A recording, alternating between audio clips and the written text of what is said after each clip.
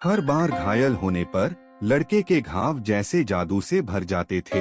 यह बात पिता को एक दिन अचानक पता चली और उनके दिल में डर, जिज्ञासा और संदेह सब मिलकर उभर आए। परीक्षण करने की ठानी तो वे उसे एक ऊंची चट्टान तक ले गए। इरादा था उसे धक्का देकर गिरा देना, लेकिन उस पल पिता का हाथ कांप उठा। बेटा उनकी आंखों में देख रहा था। वह नजरिया चीर देने वाला था। वह ऐसा नहीं कर पाए, पर किस्मत को किसी की दया कब मंजूर होती है। एक दिन खेलते खेलते लड़का फिसला, चट्टान से गिरा और वहीं उसकी सांसें थम गईं। पिता का दिल जैसे किसी ने निचोड़ लिया हो। उन्होंने ताबूत तैयार किया।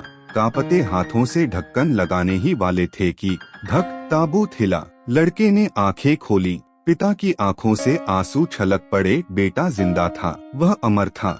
उस दिन के बाद पिता ने उसे दिन रात प्रशिक्षण देना शुरू किया। सालों बाद वही लड़का जनरल यिंगमियन बना। एक ऐसा नाम जिसे दुश्मन सुनकर कांपते थे, लेकिन महल में उसकी पहचान कुछ गिने चुने लोगों को ही पता थी। फिर एक दिन उसके जीवन में तूफान आया। उसकी पत्नी, जिस पर वह अपनी जान तक लुटा देता, ने उसके सामने ही उसकी सगाई तोड़ दी। कारण कुछ समय पहले डाकुओं ने उसे पकड़ने की कोशिश की थी और यिंगमियन ने जान पर खेलकर उसे बचाया था। लेकिन अब वही स्त्री उसे तिरस्कार भरी नजरों से देख रही थी। वह चुप रहा क्योंकि उसके मन में एक और जंग चल रही थी। दरबार में गद्दार थे और उन्हें पकड़ने के लिए उसे अपनी मौत का नाटक करना था। आज उसका अपना अंतिम संस्कार था। लोग रो रहे थे, उसकी बहादुरी के किस्से सुना रहे थे और वह भीड़ से दूर अकेले शराब पी रहा था। उसकी पत्नी ने यह देखा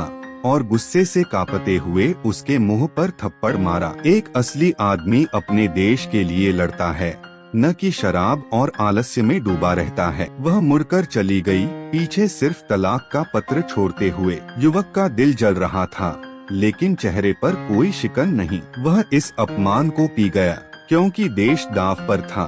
रात की लालटेनों की रोशनी में उसने तलवार को चुपचाप देखा। उसे याद आया जंग के मैदान का वह शोर, घोड़ों की टाप, साथियों की चीखें और मौत की ठंडी गंध। इस दुनिया में कोई चमत्कार नहीं होते और कोई मुझे नहीं समझ सकता। उसके होठों से बस इतना निकला।